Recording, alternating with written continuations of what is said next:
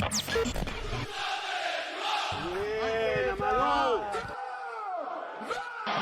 Martin comme Zizou. Ah, il faut qu'il en garde pour la suite de sa carrière surtout. Ça c'est le LOSC. Lundi 4 janvier, bienvenue à tous dans La Voix des Lillois, épisode 12, première émission de l'année 2021.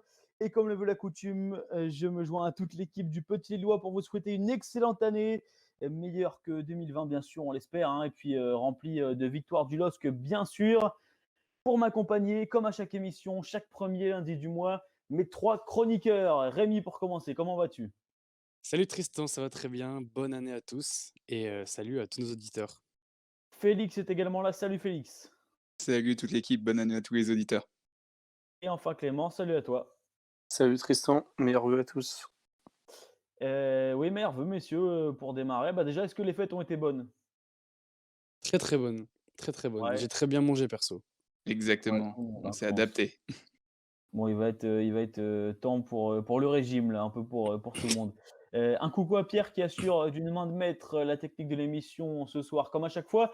Programme très chargé encore ce mois-ci, puisque l'on va débriefer ensemble le séisme du mois de décembre 2020 côté Lillois et cette bombe de la vente du LOSC et de ce changement de propriétaire. Oui, vous l'avez suivi, Gérard Lopez n'est plus le président du LOSC depuis maintenant environ 3 semaines. On va en parler dans cette émission avec un premier sujet. Que va changer la présidence Létang, puisque Olivier Létang, vous le savez, est le nouveau dirigeant du club. On vous donne toutes nos informations sur ce changement de cap majeur dans la vie du club et donc ce nouveau visage dans la direction lilloise. La deuxième partie sera consacrée au président sortant. Quel bilan faire de l'ère Lopez au terme de pratiquement 4 ans de présidence pour l'homme d'affaires luxembourgeois ? On refait un petit peu tout le film avec vous. Racontez-nous vos meilleurs et vos pires souvenirs s'il y en a depuis janvier 2017 et l'arrivée de Gérard Lopez. On parlera de tout ça tous ensemble. Et puis enfin, on touchera un mot quand même de la prochaine grosse actu du LOSC et ce 16e de finale de Ligue Europa face à l'Ajax qui arrive à grands pas. On n'avait pas encore pu débriefer ce tirage au sort. Analyse en profondeur de notre prochain adversaire européen avant 21h.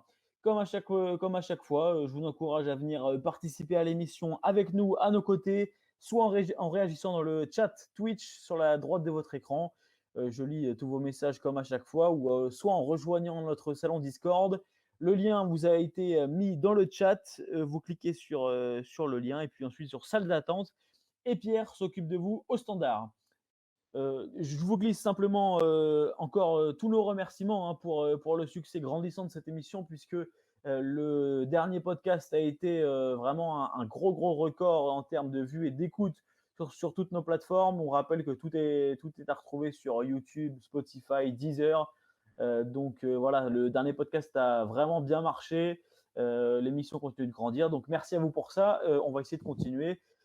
Dans la même dynamique, on attaque le programme. Première partie de cette émission, Olivier Létang est depuis le 18 décembre dernier le 17e président du LOSC et succède à Gérard Lopez. Ce dernier a donc été contraint de céder ses parts à un fonds d'investissement nommé Merlin Partners qui a placé Olivier Létang au poste de président salarié. Voilà, pour ceux qui auraient peut-être suivi un petit peu de loin toute cette histoire, c'est vrai que c'est un peu compliqué ces histoires de rachat d'actionnaires, etc. On va essayer de vous résumer la situation au plus simple. Voici donc les principaux changements à attendre au LOSC version Létang. Voici un petit peu ce à quoi il faut s'attendre pour ce changement de cap du club lillois. La première chose à savoir, les gars, la plus importante quand même, c'est que le club est dans une situation économique délicate.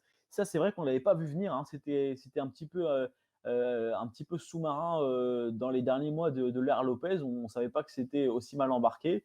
Bon, aujourd'hui, c'est moins catastrophique qu'il y a quelques semaines, quelques mois, parce que voilà, Gérard Lopez a été poussé dehors par ses propres créanciers tellement la dette était importante. On rappelle que la dette était quand même entre 100 et 150 millions d'euros, ce qui était beaucoup trop. Et donc, ce fonds d'investissement, Merlin Partners, a racheté 70% de la dette. Il reste donc au LOSC de rembourser 30% de la dette à ses créanciers. Donc, je vous laisse faire un petit peu le compte. C'est entre 30 et 50 millions d'euros, ce qui pourrait peut-être pousser le club à vendre des joueurs plus rapidement que prévu. C'est un petit peu les rumeurs qu'on a entendues ces derniers mois. Premièrement, les gars, qu'est-ce que ça vous évoque? Le fait de se dire, bon, bon, c'est pas la mort du club, hein, certes, mais c'est quand même une situation économique compliquée. On va peut-être devoir vendre alors que tout allait bien. Qu'est-ce que ça vous évoque, les gars? Ben moi, je retiens 2 choses. D'abord dire que je pense que le LOSC n'est pas le seul club dans cette situation, mais qu'on en parle parce que c'est un club qui marche bien sportivement et que Lopez, depuis qu'il est arrivé, voilà, on a toujours dit que c'était, quelqu'un qui était beaucoup dans la communication, mais qui au final, avait, en tiré largement parti. Donc dire que le club du LOSC n'est pas le seul club dans cette situation. Et puis dire aussi que ça prouve pour moi un certain manque de stabilité économique malgré, voilà, tout ce que disait Gérard Lopez, sur la santé du club, même s'il y avait l'aval de la DNCG. Au final, on se rend compte qu'il y a quand même des zones assez louches sur tout ça et voilà, heureusement, il y a pas le feu, mais voilà, ça prouve qu'il y avait une sorte quand même d'instabilité, en tout cas économique dans le club. Moi, On je va pense, dire. Vas-y, Clément. moi, je pense que c'est une bonne nouvelle. Déjà que la société rachète les parts. Déjà, ça nous fait moins d'argent à rembourser.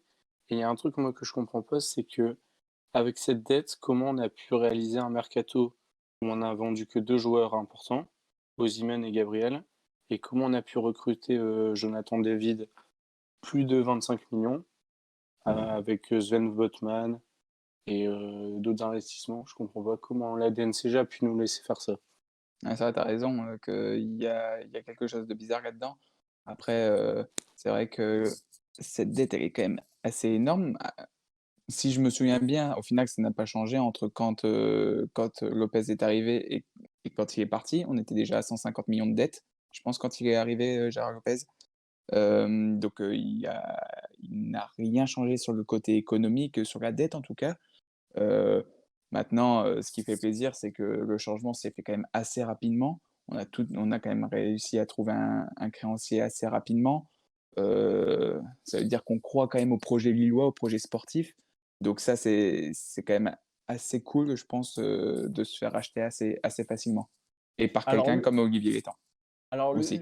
bon, c'est pas Olivier Létang qui rachète, hein. Oui, oui, oui, Olivier Létang est placé en tant que président salarié. ouais, Ce qu'il a annoncé quand il est arrivé, c'est que voilà, il a voulu mettre un grand coup d'extincteur parce que c'était un peu la panique. Est-ce que tout le monde va être vendu? Il y avait, Renato Sanchez dans les premiers noms. Est-ce que lui va être vendu et cetera?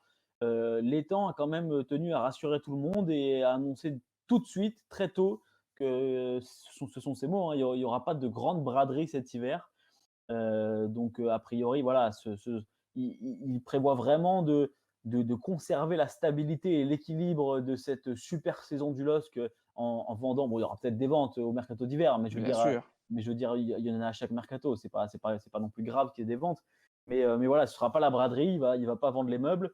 Et le but du jeu, d'après ce que j'ai compris, si on lit un peu entre les lignes, c'est vraiment que Christophe Galtier et que le groupe puissent continuer sur les mêmes rails sur lesquels ils sont actuellement et puis continuer à performer en Europe et être en course pour le titre. Je pense que vous avez vu un peu pareil que moi. Ouais, mais Tristan, il peut pas arriver en disant c'est la grande baraderie, sachant que tous les autres clubs ils sont fortement touchés par la crise et ça ferait baisser considérablement le prix de vente des joueurs. Donc il est obligé d'avoir ce discours. Ouais, c'est sûr, mais après, si la situation économique était encore plus catastrophique, il aurait été obligé de le faire. Il aurait été obligé de, pas forcément de le dire comme ça, mais au mercato de dire bon, bah voilà, on va se séparer de Botman, on va se séparer de Sanchez. Là, ça n'a pas l'air d'être le cas, donc voilà. En tout cas, ce qu'il a aussi dit, c'est que la politique de trading allait être abandonnée. Donc ça va être intéressant de voir comment il va vouloir, lui, gérer ça économiquement, parce qu'on aura certainement plus des ventes à 80 millions comme Osimhen l'été dernier.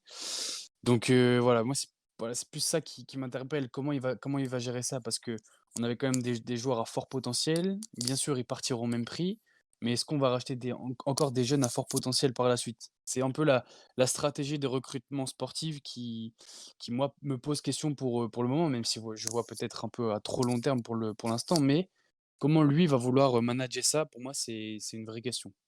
Ouais, il y Ouais, c'est ça. a il y a une question, il y a de grosses questions sur le recrutement, comment ça va se passer? Ça, je suis totalement d'accord et on le sait, il veut déjà changer des choses sur les contrats pro. Heu, il veut réduire, si j'ai bien compris, il veut réduire le nombre de contrats pro qui est de 54 Mmh. et il veut les réduire, donc tous les jeunes, heu, qui pour lui et pour tout le staff ne vont pas exploser au LOSC, je pense on ne va pas vraiment voir, on ne va pas vraiment les voir exploser au LOSC, Mais vous vous souvenez, on avait déjà parlé de ce souci, moi je me souviens avoir dit que j'avais peur que le club devienne un peu comme Monaco il y a quelques années, qui empile des exactement. joueurs et qui, au final, qu'est-ce qu'on en fait de tous ces joueurs? Et je Et pense que c'est une bonne solution parce qu'il voilà, il va y a peut-être trop de casser joueurs, il y a la trop de joueurs. dynamique de faire des contrats pro tout comme ça à tout va Mmh. et ça peut peut-être être une bonne, stratégie, ouais, bien sûr. Après, moi, bon, pour la comparaison avec Monaco, il y avait aussi beaucoup de joueurs qui avaient été recrutés, beaucoup de jeunes qui s'étaient pas adaptés, qui avaient pas forcément le niveau et cetera. Là, on a quand même, un bon groupe de joueurs de qualité, y compris les jeunes, y compris les joueurs qui sont prêtés, les Kofi et cetera. Donc je pense qu'on est quand même dans une meilleure situation qu'eux. Oui, bien sûr, mais si tu reprends le modèle est quand même comparable parce que Monaco faisait pareil avec le Cercle Bruges et avait envoyé, je me souviens, des joueurs comme Cardona, même le gardien Ouais. Badiachil, avait envoyé pas mal de joueurs comme ça en prêt, sans forcément savoir s'ils allaient revenir dans l'effectif la saison qui suivait. Donc, bon, ça Alors m'interpellait un peu ça. ce qu'il faut savoir aussi, c'est que bon, c'est ce fonds-là, Merlin Partners, eux, ils sont pas venus non plus par amour du club, hein. Il faut bien le savoir. C'est pas par amour du LOSC que de sauver le club, qu'ils ont décidé de racheter la dette, à travers une œuvre de charité. S'ils l'ont fait, c'est parce qu'ils y voient une perspective, économique intéressante dans leur sens. Et tôt ou tard, bah, ils voudront récupérer cet argent qu'ils ont investi, Bien sûr. en valorisant le club, en valorisant les joueurs et en revendant le club plus cher et en gagnant de l'argent. Maintenant, reste à savoir si ça, ce sera à court terme ou à long terme. Pour l'instant, c'est très flou, mais il ne faut pas non plus se faire d'illusions là-dessus. On est d'accord, hein? Oui, bien sûr, bien sûr, Exactement. bien sûr. C'est un peu Hem, le monde du foot business en ce moment, malheureusement, C'est hein. le foot business. C'est le foot business. Ouais. alors, je voudrais juste enchaîner sur le prochain point et puis on accueillera un auditeur, Axel, qui veut donner son avis sur l'étang. L'autre gros point d'interrogation, sur comment dire? La suite des événements, hein, pour la direction Olivier Létang, c'est la direction sportive. On a commencé à en parler. Olivier Létang, il arrive comme président. Il a déjà été directeur sportif par le passé, on s'en souvient. Bon, alors il a pour ceux qui connaissent pas bien cette personne, en fait, il a un passif de joueur de football professionnel. Il a été formé au Mans. Il a joué, bon, vraiment pas beaucoup de matchs, hein, au Mans, quand il était très jeune. Ensuite, il est parti à Reims à l'époque où Reims était un club de National 2, National 3 même.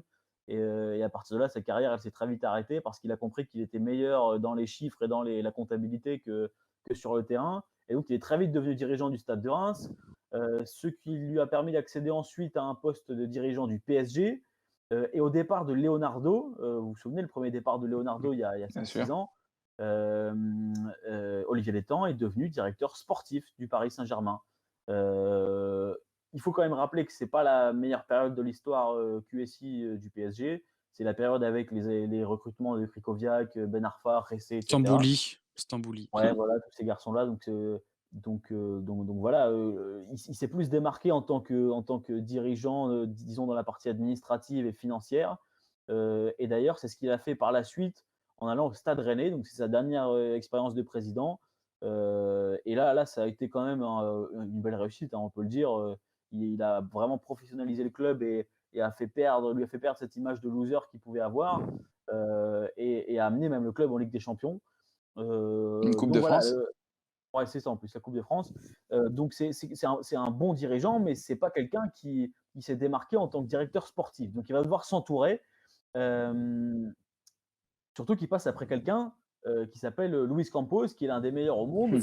Et donc il va devoir trouver un directeur sportif qui certes ne sera pas forcément, va pas remplacer Luis Campos dans tout ce qu'il faisait, mais qui va devoir être à la hauteur parce que là, il y a toute une cellule de recrutement toute entière qui est à remplacer. Là, je veux dire, là on part de zéro. Il y a des ruines, hein, au LOSC, puisque voilà, Gérard Lopez a emmené tout le monde dans ses bagages en partant. Donc là, il faut tout relancer.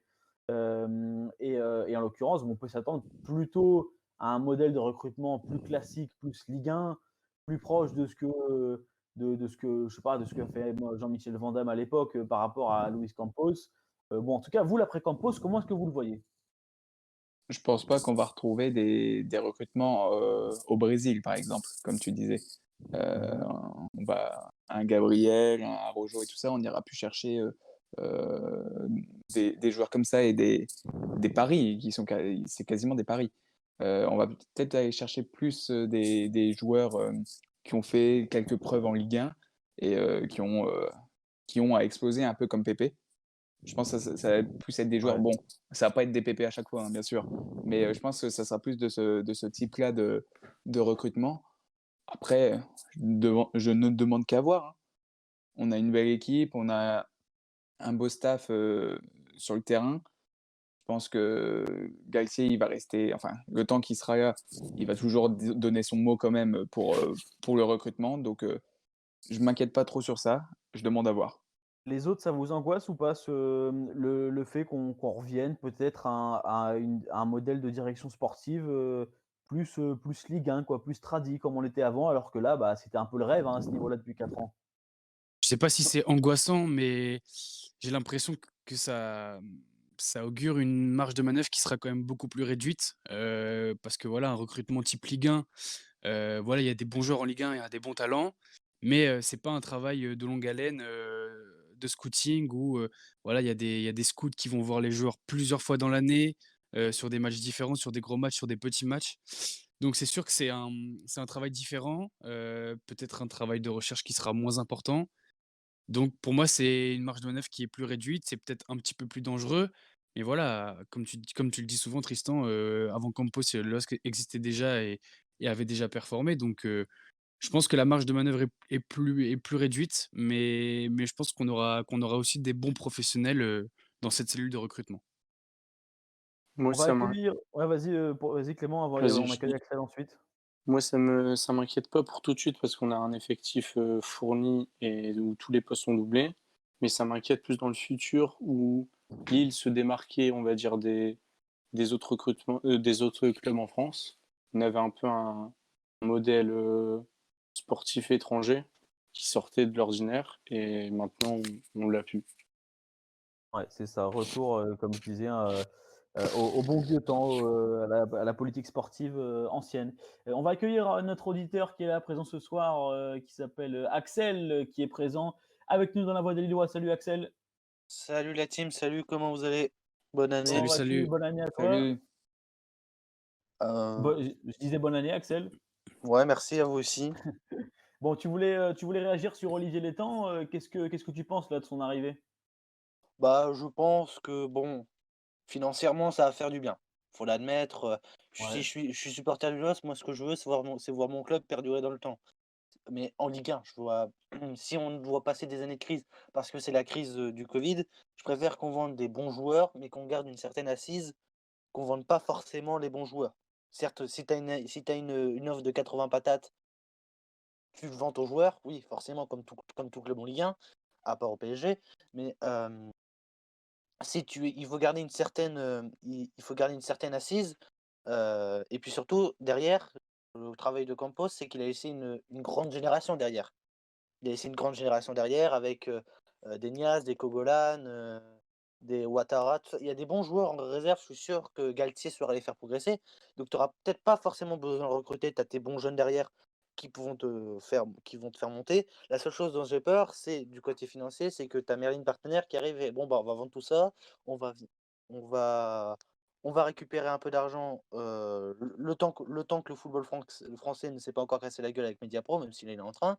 Et après, on va faire bon, bah, le club est en faillite, on s'en balèque et on change de club. On aura remboursé nos dettes, c'est le principal. C'est ça la plus grande peur que j'ai. Mais avec les temps à la tête, je me dis, les temps à la tête, il a prouvé à Reims qu'il a ramené ou le club en Ligue 2, il était bas même en Ligue 1 à un moment. Mmh. Donc il sait faire. Au PSG, il s'est foiré, mais à la base, il était pas venu pour ça en tant que directeur sportif. Il était venu pour autre chose, de ce que j'avais lu sur votre site. Et sur Rennes, bah, il a fait grandir le club et il a réussi à faire en sorte de gagner une coupe de France. Déjà, je serais content de gagner un titre, cette année. Voilà. Mais, il y a plein de choses, qui les temps avec aussi l'injection de 50 millions d'euros qui va permettre d'asseoir les finances du club pour cette fin de saison, et après on va devoir vendre comme tout club français, hein, on va tout club français, forcément, ça fait un peu plus peur. Mais si c'est tout le football français qui va acheter, de toute façon, il y a plus une thune. Tout et si on parle beaucoup de prêts, tout ça, c'est qu'il y a plus une thune nulle part dans n'importe quel club. Donc les gros transferts à 80 patates comme à Osimhen, et encore, il y avait un montage financier où il y avait 20 millions qui est reparti pour Naples en rachetant des joueurs qui sont exécrables, en série C, ils n'arrivent pas à performer. Mmh. Donc voilà, il y a Bon, il y a donc plein de choses comme ça. plutôt optimiste alors concernant Plutôt les temps. optimiste, mais je reste quand même pragmatique sur le fait que on a quand même une bonne réserve derrière sur le travail de Campos, mais il y a pas que des bons. Sinon il serait avec nous en Ouais, dans le alors groupe professionnel.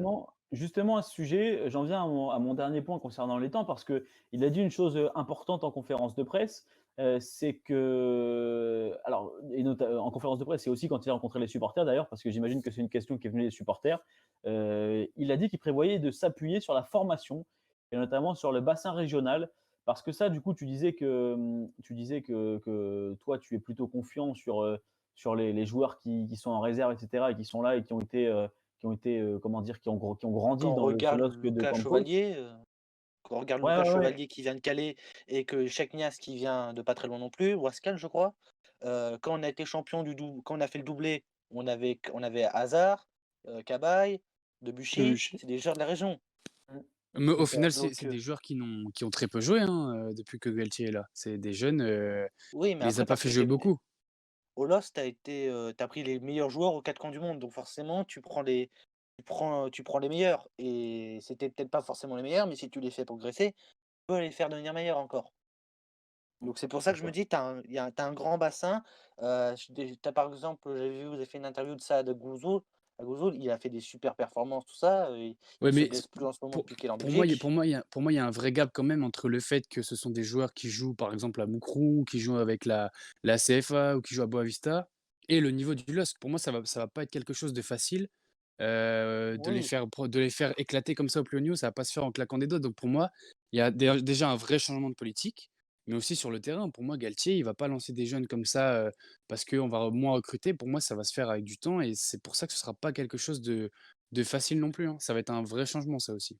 Alors bah, les gars, je vais c'était lire je vais lire un petit peu les messages qu'on a dans le chat.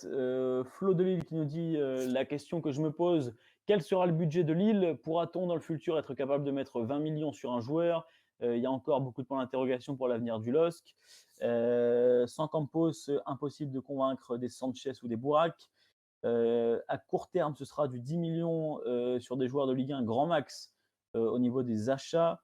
Quels joueurs sont sortis du centre de formation depuis 5 ans? Ça, on va en Bah parler ouais, aussi. bah oui, c'est On, vrai, on- hein. mais alors, on en parlera plutôt dans la deuxième partie sur le bilan de Gérard Lopez, parce que là, du coup, voilà, l'étang a vraiment envie de se démarquer de Gérard Lopez. Lui, pour le coup, bon, après, c'est aussi un peu de la com, hein, de dire, dès sa première conférence de presse et sa rencontre avec les supporters, de dire oui, vous inquiétez pas, vous aurez vos petits nordistes, vos petits lillois, dont vous êtes privés depuis des années. Ça lui permet de se mettre un petit peu tout le monde de son côté dès le début. Mais bon, en tout cas, c'est une stratégie comme une autre, hein, de s'appuyer sur la formation et le bassin régional. Voilà, bah écoute, merci beaucoup Axel pour ton intervention. En tout cas, bah, de rien. on a bien noté ton message concernant Olivier Létang. Et puis, on suivra ça avec attention. J'ai une question à vous poser avant, vu que Ouais. vous faites jamais de prono Mhm. Angers Lille. Ah, les Mmh. gars, allez-y. Un petit nul. Angélie. Ouais. Ah ouais, tu vois Ouais, mais nul quel finalement? score? Ah, ouais, Quel ah, score? Moi je dis 2-0. Moi, je dis 2-0 aussi. Comme, moi, je dis comme un, Dijon, moi, je vois. un Ouais, bah partout, moi. 3-0 pour moi. 3. Donc, tout le monde voit une victoire? Non, Attention, moi, il y je vois a il y a nul. Oui, je il y vois a une, Lo une victoire. il y a Loïs Denis qui est très en forme côté Angevin, hein. Ouais. Ouais. Bon. Merci beaucoup, Axel. À la prochaine. De rien, bonne soirée, bon courage. Bonne Salut. soirée. Ciao. Au revoir. Axel qui était avec nous, vous pouvez limiter, hein, si vous voulez, voilà, vous faites comme lui, vous regardez dans le chat sur Twitch, vous avez le lien, vous cliquez, vous allez dans la salle d'attente et vous faites pareil que lui. Allez, on va passer à la deuxième partie, on n'est déjà pas en avance. Retour justement sur les 4 années de gouvernance Lopez à la tête du LOSC. On va faire un gros bilan tous ensemble de son passage au club depuis son arrivée en janvier 2017. Et je vous propose de procéder étape par étape à compter de son rachat. Alors souvenez-vous, ça a commencé donc début 2017, c'était donc il y a pile 4 ans. Après de longs mois de tractation et surtout des détails administratifs à régler, Michel Seydoux parvient enfin à vendre le club après 15 ans au LOSC. C'est donc Gérard Lopez, un milliardaire luxembourgeois, homme d'affaires, qui lui succède après avoir échoué, il faut aussi le rappeler, au rachat de l'Olympique de Marseille. C'était son premier choix. Et donc, il arrive au beau milieu de cette saison 2016-2017 qui est galère, encore une fois. Le cycle Seydoux est vraiment en bout de piste. Saison compliquée, elle se termine tant bien que mal par une 11e place. Souvenez-vous, c'était Franck Passy, l'entraîneur pour les 6 derniers mois. C'était un peu n'importe quoi à ce moment-là. Et puis donc, à l'été 2017, la machine est lancée. Gérard Lopez peut vraiment mettre en place ce qu'il projette. Et donc, justement, Lopez a un projet pharaonique à ce moment-là en tête pour le LOSC, basé d'abord sur des méthodes de recrutement tentaculaires, ultra modernes, avec Luis Campos, on en a parlé. Donc, Luis Campos qui était à Monaco peu de temps avant. Basé aussi sur un jeu spectaculaire qui avait pour but de faire tourner toutes les têtes de toute l'Europe, incarné par un coach comme Bielsa, dont Gérard Lopez était absolument fanatique. Un projet aussi basé sur comment dire, des vrais projets de marketing avec Marc Ingla, qui est son grand ami de longue date, ancien responsable marketing du Barça, et avec qui il a envie de faire entrer le LOSC dans la cour des grands d'Europe en le faisant devenir une multinationale. Donc, ils ont ouvert des écoles de foot en Chine, etc. Développer l'image internationale du club. Vous vous souvenez, les comptes dans les réseaux sociaux étrangers, etc. Bon, quand vous voyez tout ça, les gars, 4 ans plus tard, ce début de projet, ce qui était prévu dans ce qu'annonçait Gérard Lopez, qu'est-ce que ça vous évoque? Que du positif. Je me Ouais, Que du souviens, positif. la gueule. je me souviens qu'on parlait du LOSC dans tous les médias, qu'il y avait 30 000 abonnés, 25 000 abonnés. Il y avait de l'intérêt pour ce projet, contrairement à Seydoux où les gens en avaient marre. On venait voir des Sankaré, des Amadou au stade, Ouais. on en avait ras-le-bol. Bielsa, il a donné de l'allant, même s'il s'est planté, même si Lopez s'est planté. Mais moi, j'en garde du positif. Et en plus, tout s'est fait bien à l'avance. Le rachat du club s'est fait en janvier, si je me souviens bien. On a officialisé l'arrivée de Bielsa en mars ou avril.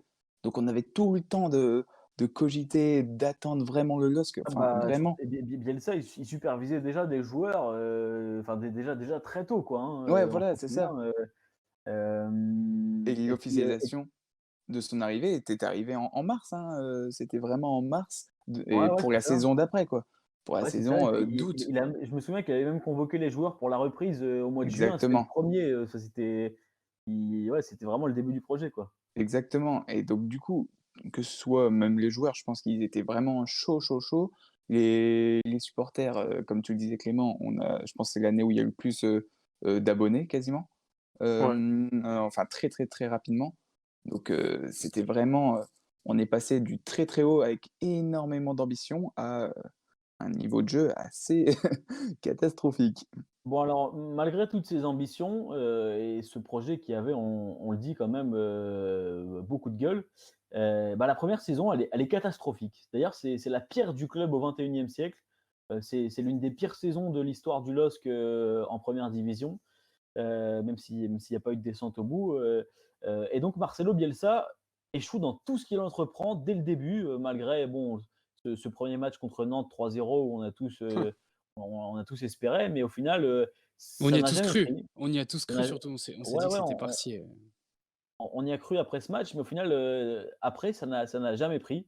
La cohésion du vestiaire a très vite volé en éclats après quelques mois. La mayonnaise n'a jamais pris entre les lusophones et les Français.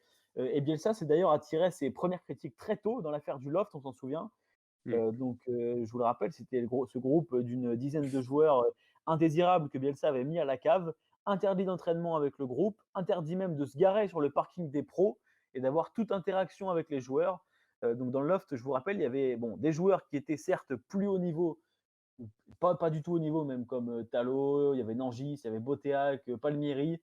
Et il y avait aussi des anciens cadres du LOSC qui comptaient dans l'histoire récente du club et dans le cœur des supporters aussi, les Mavouba, Enyama, Bacha. Euh, et à ce moment-là, bah, du coup, les résultats sont très vite catastrophiques.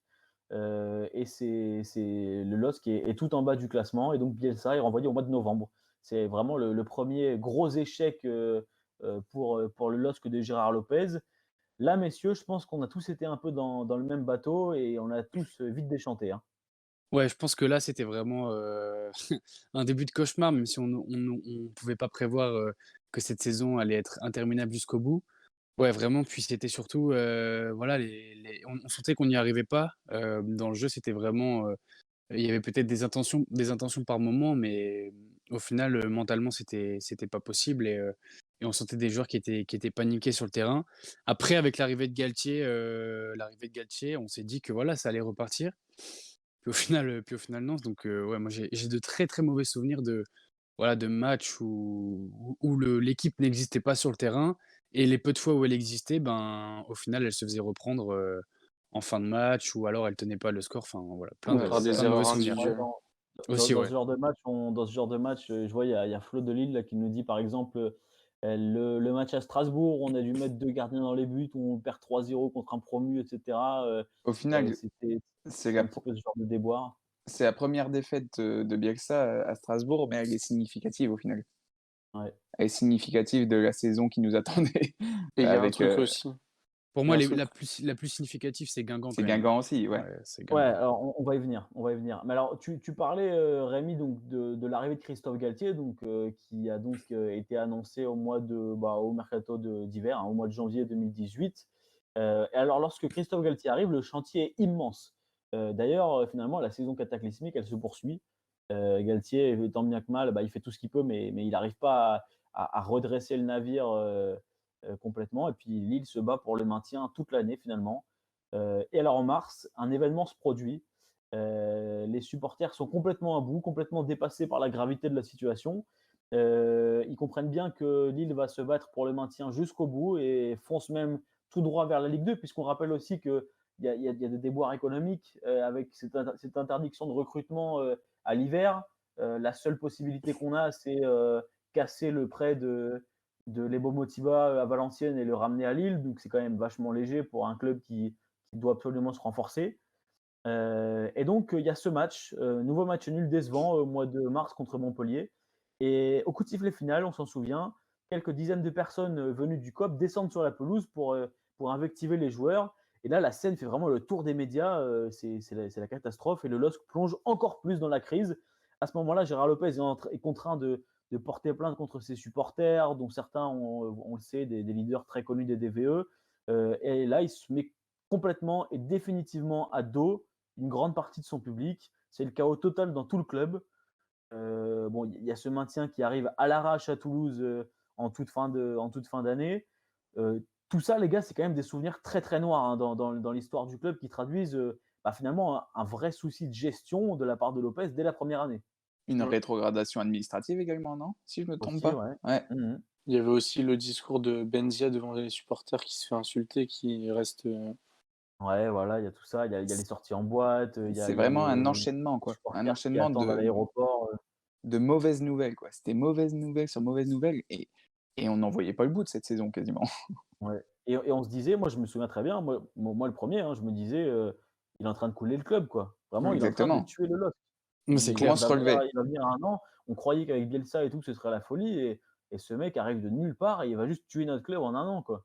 C'est ça. Vous C'est imaginez exactement ça. qu'on aurait pu jouer contre l'AC Ajaccio en barrage, hein? On n'était pas très loin d'aller au barrage et Ouais. on aurait pu jouer à Ajaccio quand même. Enfin, non, en parler aujourd'hui, c'est quand même incroyable de se dire que voilà, il y a 3 ans, on était aux portes de la Ligue 2 et aujourd'hui, enfin, c'est quand même les montagnes russes, en 3 ans. Enfin, j'ai quand même du mal à imaginer ces événements il y a 3 ans. Enfin, c'est Dans les incroyable. souvenirs de cette saison-là, on nous parle par exemple du fameux Lille-Guingamp, hein, donc c'est ce match crucial pour le maintien en fin de saison contre un candidat au Qui maintien était lui sauvé, aussi. qui était sauvé à ce moment-là. Qui était sauvé, Ouais. d'accord.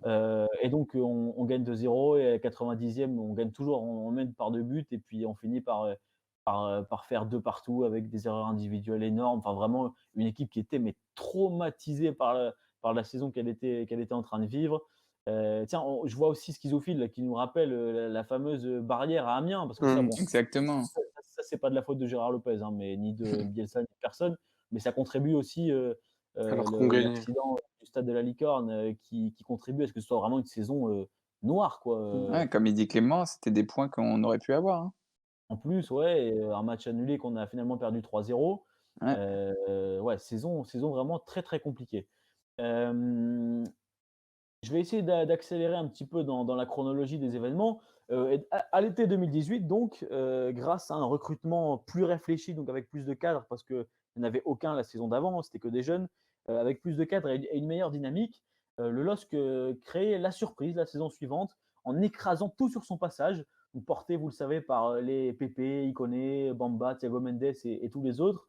Lille finit 2e de Ligue 1 et retrouve la Ligue des Champions. À ce moment-là, le projet Lopez est vraiment lancé complètement. C'est l'euphorie la plus totale. Et donc, Lille retrouve la Coupe d'Europe. C'est la première campagne européenne de l'ère Lopez. Et malgré une campagne difficile, la priorité, c'est quand même que Lille se stabilise dans le haut de tableau du championnat français, ce qui est fait. À la fin de saison 2019-2020, Lille finit 4e à 1 point du podium. Et la dynamique continue de plus belle cette saison. Donc, avec toujours ce succès du LOSC de Christophe Galtier, une campagne européenne enfin réussie avec cette superbe phase de poule de Ligue Europa, la victoire à Milan et à l'heure actuelle, donc Gérard Lopez a laissé le LOSC quand même pas dans la pire des situations puisque Sur des bons rails.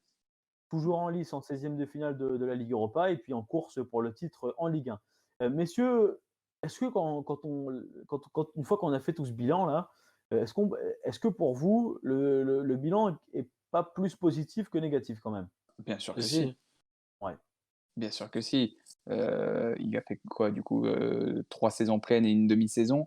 Ouais. Il y a 2 saisons avec une qualification européenne. Et au final, il reste sur celle-là. Il reste pas sur une saison négative. La saison négative, c'est sa première saison. Et heureusement qu'il réussit parfaitement, enfin que quand il est président, le LOSC réussit parfaitement après parce qu'il arrive quasiment à nous faire oublier cette saison. Elle était compliquée, elle a marqué beaucoup les supporters, mais, mais on arrive quasiment à l'oublier cette saison catastrophique. Donc oui, pour moi, bilan positif de Gérard Lopez. Après, Mais on chacun a l'oublie. son avis. On l'oublie parce qu'il a su apprendre de ses erreurs. Il a Exactement. direct compris qu'il fallait des cadres dans l'équipe, qu'il fallait un coach qui a du tempérament pour remettre tout le monde à sa place. Et l'année dernière, on a perdu des matchs parce qu'on enchaînait les compétitions. Et il a encore appris de ses erreurs. Il a renforcé l'effectif et doublé tous les postes pour jouer les 2 compétitions à fond. Donc, pour moi, ça restera un très bon président.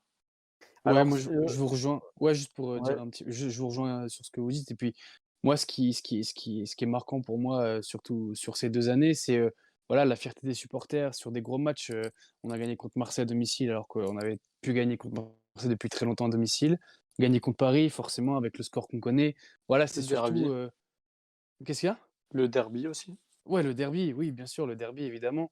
Mais voilà, c'était de voir qu'il y avait du spectacle et de voir les supporters heureux devant leur équipe. Et je pense que ça, c'était plus à arriver depuis longtemps, même avec les années René Girard, les années Antonetti, etc. Donc, même à plus long terme, voilà, revoir les supporters qui vibrent pour leur club, c'était aussi très important. Alors l'une des choses que Gérard Lopez, l'un des plus grands souvenirs qu'il laissera finalement à la France du foot, c'est son modèle de trading quand même. Parce que c'est peut-être avec le Monaco, justement de Luis Campos quelques années avant, ça fait partie des clubs qui a le mieux vendu en si peu de temps finalement. Un modèle de trading qui a fonctionné excessivement bien et surtout très vite. Puisque même lors de la première saison un peu catastrophique, je vous rappelle quand même que l'année du maintien, là, 2018, on vend mal cuit 13 millions, Hamza Menzil 9 millions, et ça c'est un exploit. Bissouma 20 millions. 6 mois après, tu vends Ballo Touré 14 millions, ça aussi c'est un exploit. Tous des Et mecs qu'on n'entend plus. Oui, et voilà, des joueurs qui, bon, à part El Bissouma et Ghazi. Malcuit qui s'est blessé, mais sinon c'est quand même pas mal de joueurs qu'on n'a plus beaucoup vus. El Ghazi, ouais, exactement. Et puis derrière, il y a les grosses stars qui ont été vendues dans des grands clubs pour des prix records à chaque fois. Donc Pepe 80 millions, Osimhen 80 millions, Leao 40, Mendes. Mendes et Koné 40 à eux deux aussi quand même. Il y a eu Gabriel également. Voilà, il y en a eu beaucoup. Ça, c'est vraiment l'un des plus gros succès de Lopez. Et il a réussi à faire ça tout en fonctionnant encore sur le plan sportif. Ouais, exactement. Toujours en remplaçant ces gros joueurs par d'autres gros joueurs, quoi. C'était Moi, vraiment sa marque. j'aimerais bien savoir s'il y a déjà un club qui a vendu, même avec le Barça et tout ça, qui a vendu pour 2 années d'affilée 2 joueurs à 80 millions. Non, ça n'existe C'est pas ou c'est très peu, c'est hein. c'est un truc de fou. Enfin, je sais pas son Peut-être l'Ajax avec, Van de Beek et De Jong, mais et encore, hein, c'est même pas sûr, hein. ouais, ouais, voilà, c'est ça. À hauteur Mais de 80 millions, je suis même pas sûr, tu vois? mais C'est un truc de malade. ça pose d'autant plus la question, après je suis pas du tout un expert économique, mais où sont partis ces sous? Exactement. Pour qu'on en ait une dette qui n'ait pas bougé en 4 ans, bien sûr, il y a le loyer du stade, voilà, il y a les locaux et cetera. Buchin qui est cher. Bien sûr, mais où sont partis Ouais. ces sous, au final? C'est ça qui est quand même fou de savoir qu'il y a encore, la dette qui est similaire en 4 ans de temps, donc ça, c'est une vraie question aussi, hein. C'est une vraie Bon, question. dernier point, les gars, pour finir sur ce bilan de Gérard Lopez.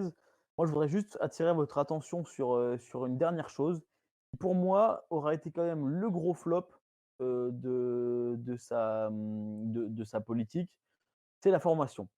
Parce qu'au final, bah, quand on regarde depuis 4 ans que Gérard Lopez a racheté le LOSC, quel joueur est sorti du centre de formation? Y compris parmi, y compris parmi les joueurs, parmi les jeunes de Luis Campos, hein, recruté aux 4 coins du monde. Quel joueur est sorti du centre de formation? Il n'y en a aucun. Aucun. Même qui Il a y en a zéro. joué. Ouais, qui a Et même joué. qui a joué, alors Ahmed justement, Farage. Qui a joué, ouf. Ouais, il a Qui fait a Ouais, joué trois ouais. 3-4 matchs. matchs, mais c'est tout, hein. je considère pas qu'Imad Farage, Il y a Imad Farage Onana a qui a percé. joué, On a été obligé de un le match céder à Moukoko tellement on ne ouais. pouvait pas. Il y a Onana qui a joué un match contre Marseille, je me souviens. Mais voilà, tu Et vois, on en est quand même à là, quoi. Enfin, ouais, Mais, voilà. mais en quoi c'est un c'est vraiment. problème, Tristan? Bah, non, mais je dis pas que c'est un problème parce que les résultats étaient là et que l'équipe est marchait très bien comme ça. Tu vois, c'est comme, les jeunes du PSG qui depuis des années, il y en a pas un qui arrive ou quasiment pas un, à part Kimpembe qui arrive à faire son trou dans l'équipe première. Bah, quand tu vois le niveau du PSG depuis des années, tu peux en regretter aucun de ces joueurs-là. Moi, je trouve que c'est un peu pareil chez nous. Bon, on n'avait aucun jeune de ce talent-là dans les dernières années. Et je suis d'accord avec toi. C'est pas un problème dans la mesure où on était très fort sans eux. Mais malgré tout, bah, quand ils sont arrivés, ils ont dit qu'ils allaient miser dessus, que ça allait être l'une des pierres angulaires du projet, aller chercher des jeunes aux quatre coins du monde, les envoyer, les prêter à droite à gauche, etc. Et puis les faire revenir en tant que grosses pépites et les faire jouer avec les pros du LOSC. Surtout Bah, qu'ils en ont ça, recruté des jeunes, hein. Ils en bah, ont oui, recruté, voilà, hein. beaucoup, beaucoup. Attends, il y C'est a quand même eu, je sais pas, il y a eu les écages, là, des Alba Kogalan. Kosovar, Kogalan qui sont allés chercher, etc. Aujourd'hui, ces mecs-là, ils vont finir par être libérés par le LOSC et ils joueront jamais en Zeka, je vais Pro être League. libéré. Zekaj est en train d'être libéré. Voilà, Mais pour moi, c'est c'est- un problème, ouais. Pour moi, c'est un problème, Clément, parce que tu vois, tu parlais du PSG, Tristan. Le PSG, ils ont quoi? Ils ont formé Kimpembe, Kouassi. Là, Nkunku. ils ont Pembele, Coman, Diaby Nkunku. aussi. Voilà. C'est pas, il y en a qui sont des stars, mais c'est pas les plus gros joueurs, mais ça vient renforcer ton banc. Tu vois?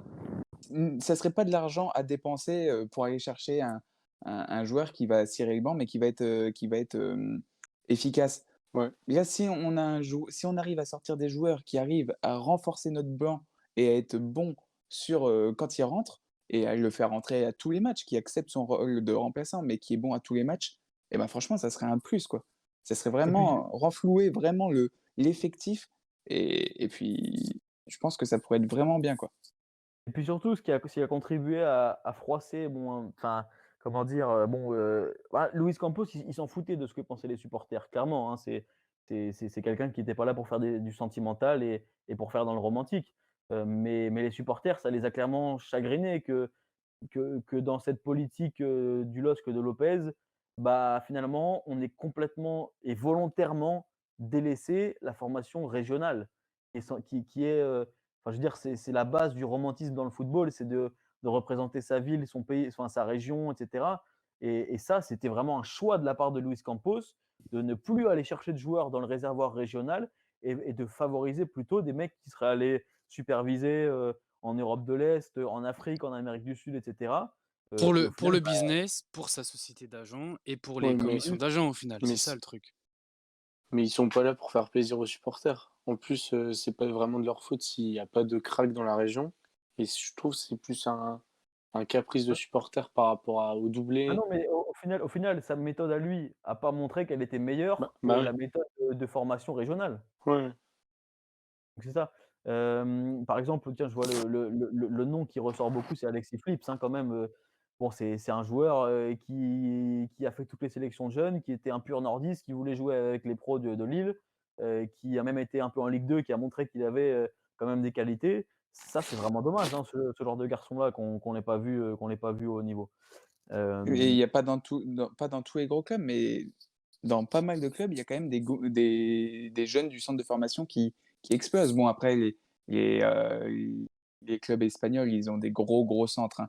Mais genre, par exemple, à City aussi, qui ont un gros centre, ils ont, c'est Foden Foden, ouais. qui sort de là. Tu en Ouais, as pas enfin, 36 000, là. Tu en as pas c'est quand même, 36 000. ouais, c'est une rareté Foden, hein. C'est un des seuls, hein. Ouais, bien sûr, mais tous les gros clubs, je pense qu'ils essayent d'en sortir, malgré le fait qu'ils ont pas beaucoup Mm. de temps pour, Bah à leur voilà. Oui, c'est accorder. vrai. C'est ça, hein. Nous, des fois, enfin là, la Coupe de France, c'est un peu compliqué, mais des fois, on va peut-être avoir plus de matchs et plus de temps à leur accorder qu'un top club, quoi. Mais Donc, Félix, ouais, tu te souviens, je pense que la vision de Campos était en lien avec Galtier, parce que ah, mais bien Galtier, sûr. il comptait vraiment pas sur les jeunes. Je me souviens des Ouais, bien matchs sûr. de Coupe de France où Niasse, il restait sur le banc 90 minutes. Chevalier, il jouait même pas. Et On en a moi, vu je me demande qu'un si c'est pas des consignes, hein. avec Galtier. Avec Galtier en Coupe de France, on en a vu qu'un, l'arrière gauche, j'ai même plus son nom. L'année Vocat. dernière, exactement. Vocat qui est plus joueur du LOSC qu'aujourd'hui, hein, qui est à Moucron là Ouais, aujourd'hui. voilà, donc, Mais moi je pense qu'il y a aussi une volonté politique, enfin que comment dire? Que c'est juste Luis Campos qui lui a donné ces directives-là, hein. ouais, c'est Heu, clairement un choix. ouais, ouais, non mais je pense que c'est pas Galtier qui s'est dit: «On fera pas jouer les jeunes». Mmh. Bon voilà un peu sur cette partie les gars, on est encore une fois pas en avance, mais c'était vachement intéressant. Et donc voilà, tout ça pour dire que Olivier Létang a confirmé que c'était dans le projet de retrouver un petit peu cet ancrage régional et d'aller chercher des jeunes du cru. Dernière partie les gars, en 10 minutes avec Rémi rapidement, on va quand même évoquer le futur adversaire du LOSC en Ligue Europa, puisqu'on n'avait pas eu l'opportunité de débriefer le tirage dans la voie des Lillois, puisque le tirage était arrivé juste après la précédente émission. Donc on le sait maintenant, c'est donc le 18 février prochain que Lille retrouvera l'Ajax Amsterdam au stade des 16e de finale de la Ligue Europa. Donc match aller en France le 18. 18 février et le retour là-bas le 25. Donc c'est la deuxième fois dans l'histoire du LOSC que Lille retrouve l'Ajax. Après bien sûr la double confrontation de l'an dernier en Ligue des Champions. Rémi, tiens, tu vas nous faire un petit état des lieux de notre adversaire un an plus tard. Ouais, exactement. Bah, commençons par ce que tu viens de dire, Tristan. Les confrontations de l'an passé, du coup, en phase de groupe de Ligue des Champions, une défaite 3-0 à la Johan Cruyff Arena, bon, plutôt logique, hein, même si le LOSC s'était plutôt bien défendu en première mi-temps, et une défaite aussi logique au retour, 2-0. Si mes souvenirs sont bons, le LOSC était quasiment éliminé, donc voilà, sans vraiment regret, tant le club néerlandais était au-dessus. L'Ajax aujourd'hui, c'est un club qui est plutôt très sérieux, très régulier ces dernières années. Cette année, c'est 11 victoires, 1 nul, 2 défaites en championnat, premier au classement avec meilleure défense et meilleure attaque, donc forcément c'est très flatteur. Et avec cette fessée qu'on pourrait appeler comme ça, infligée à Venlo, 13-0 quand même à l'extérieur, même si voilà, le championnat néerlandais n'est pas une référence en termes de qualité défensive, mais quand même, hein, c'était un score qui avait vraiment interpellé. Je ne sais pas si vous vous souvenez très bien de Ouais. ça, les gars. Donc en Ouais, gros, bien sûr. c'est toujours l'Ajax ultra offensif qu'on connaissait des années précédentes, quoi. Ouais, ultra offensive, avec l'effectif qu'on va revoir, juste après. Mais voilà, cette année, le petit regret pour eux, c'est cette élimination Ligue des Champions, en finissant 3e avec une finale pour la 2e place qu'ils ont plutôt mal négociée contre l'Atalanta pardon, à domicile, une défaite 1-0. Mais malgré ça, voilà, l'Ajax s'est remis sur pied juste avant la trêve, avec 3 victoires sur les 4 derniers matchs, et aura un gros test à la reprise en affrontant son dauphin, le PSV Eindhoven, voilà, qui est plutôt son rival historique depuis des années et qui est seulement à 1 point derrière au classement. Si on parle des hommes, justement, le coach est le même depuis 2017, Erik ten Hag, et l'effectif a également très peu bougé depuis l'an dernier. Seuls les célèbres Sergiño Dest et Danny Van de Beek sont partis respectivement au Barça et à Ziyech. Manchester. Et Ziyech aussi, exact, oui, j'ai oublié Ziyech, exactement. Et Hakim Ziyech qui est parti à Chelsea. Pour une seule arrivée, David Klaassen qui est arrivé en provenance du Werder de Brême. Voilà, mais on le sait tous, hein, l'Ajax est connu pour remplacer ses départs avec des jeunes de son centre ou un recrutement sur des jeunes pépites. Si on parle du centre de formation, on peut parler de Lassina Traoré, bon, pas le grand attaquant de 2,10 m de Monaco, hein, le Lassina Traoré, le Burkinabé, qui est âgé de 19 ans et qui a déjà marqué 7 buts en 11 matchs cette année, dont 5 contre Venlo, le fameux 13-0, ou encore le milieu de terrain Ryan Gravenberch, qui est aussi formé au club, et avec une attaque, justement, Tristan t'en parlait, qui est toujours aussi dangereuse, avec les Tadic, les Neres qui sont toujours là, accompagné de la jeune pépite également, Anthony, qui est brésilien, et voilà, qui est vraiment très très bon techniquement voilà, sur le front de l'attaque de l'Ajax. Voilà, une Quincy équipe plutôt Promes, complète. toujours. Quincy Promes également, Une avec équipe des. qui s'est finalement pas trop affaiblie, hein. Bon, à part le gros départ de Ziyech, qui est quand même un gros joueur en moins, mais une équipe qui reste ultra compétitive, hein. Et avec les Daley Blind, les Tagliafico, les Onana qui sont également toujours là. Donc c'est vraiment une équipe qui est stable, mais qui est sûrement un peu moins performante par rapport à la Ligue des Champions il y a 2 ans, vous vous souvenez, hein, quand ils sont arrivés en demi-finale contre Tottenham. Ça a peut-être régressé un petit peu, mais voilà, la majorité des hommes sont toujours là. Donc ce sera un match très très difficile pour le LOSC, hein, on le sait déjà. Mais voilà, peut-être avec une défense qui est un peu moins bonne, même si c'est la meilleure défense du championnat néerlandais, hein. Ils ont pris notamment 4 buts en coupe contre Willem. Voilà, c'est des exemples qui montrent qu'il y a sûrement des choses à faire pour contrecarrer cette équipe qui est très talentueuse. Et de quoi toujours ce diable de Onana au but, hein, qui nous a bien emmerdé l'année dernière, hein. Ouais, toujours là, Onana. Et nous, on a Jean Onana, c'est encore mieux. Ouais, on va rappeler. C'est ça. Tiens, je lis un peu les messages là. Attention, on n'est pas bon à domicile en Coupe d'Europe, on encaisse trop de buts. Il va pas falloir en prendre 2 ou 3 à domicile dès le match aller. Ça va Ah être non, ouais. le premier gros défi, c'est vraiment de sécuriser la baraque direct dès le premier match, parce qu'il y a les buts à l'extérieur, on est d'accord ou pas? Bien sûr, bien sûr. Oui. Ouais, ouais. Donc voilà, ce sera vraiment le gros défi du match aller, hein. Et moi, ce que je voulais dire, c'est que Erik ten Hag, le coach de l'Ajax, s'est pas montré très joyeux de taper le LOSC, hein, en conférence de presse. Il a dit Mais que ça allait être un match difficile. Ouais, je pense que le LOSC, dans le chapeau 2, enfin, je sais pas si on voit les non-têtes de série, on va dire, c'était ouais. l'équipe la plus forte, hein. Oui, je pense aussi. Ou Ouais, je pense avec que. Krasnodar qui est expérimenté, Ouais. mais c'était une des équipes les plus fortes, hein. Ouais, il a Est-ce dit que vous il y avait des adversaires plus simples que le LOSC dans les non-têtes de série, exactement. Et moi, ce que je crois aussi, c'est que toute la colonne vertébrale du LOSC, qui était présente en Ligue des Champions l'an dernier, a vraiment, vraiment un esprit de revanche par Ouais, rapport au match de l'an dernier. On se souvient, hein, notamment le match aller 3-0, qui a vraiment mal lancé la campagne européenne. Il y a des Lillois qui étaient passés complètement à côté de leur rencontre. On se souvient de Bamba, de Ikoné surtout, même Maignan, hein, finalement, Celik aussi, je me C'est souviens. Lich, Enfin ouais. voilà, des joueurs qui étaient complètement passés à côté de leur match et qui ont quasiment tous progressé. Bon, Celik, c'était déjà un bon joueur, mais Bamba a progressé. Ikoné, bon, Renato, Renato Renato qui aussi avait a été mis sur progressé. la droite. c'est vrai, Renato qui jouait à droite, bon, pour l'instant, il est un peu blessé, mais Il va les devoir dernières jouer, hein. fois qu'on l'a vu, c'était énorme. Maignan a énormément progressé aussi. Voilà, on est vraiment devenu une bonne équipe européenne. Donc, moi, je suis vraiment super curieux et j'ai vraiment hâte de voir ce match, parce que je pense vraiment que l'écart s'est resserré, quoi. Et Ouais, on a un avantage par rapport à l'année dernière, c'est l'absence de public pour moi. Parce qu'à l'Ajax, ouais. c'était vraiment un 12e homme qui était derrière l'équipe, contrairement à nous, même si je veux pas critiquer le Ouais. public lillois. Mais là-bas, il y avait une ambiance, une atmosphère qui nous étouffait, j'ai l'impression. Mais en tout cas, sur le match aller, ce qu'il faudra faire attention, ça sera au milieu de terrain. De notre côté, Sheka et André suspendus. Soumaré et Renato, normalement, s'il est remis. Donc, ça va être une grosse clé du match, je pense. Ouais, il faudra Ouais. vraiment qu'il joue Renato parce que Ouais. sinon ce sera Nias et Ouais, c'est ça. Donc, c'est ouais. En tout cas, ouais, je suis très impatient aussi de ce match parce que autant au tirage au sort, vous vous souvenez les gars, on en avait parlé, enfin personnellement, je m'étais dit que ça allait être vraiment très dur. Autant là, c'est vrai qu'en discutant, puis en regardant un petit peu leurs résultats à l'Ajax, voilà, c'est forcément il y a quelque chose à faire. Mais quand on voit les noms qui sont voilà, qui jouent pour l'Ajax, on se dit quand même que c'est très, très fort, hein.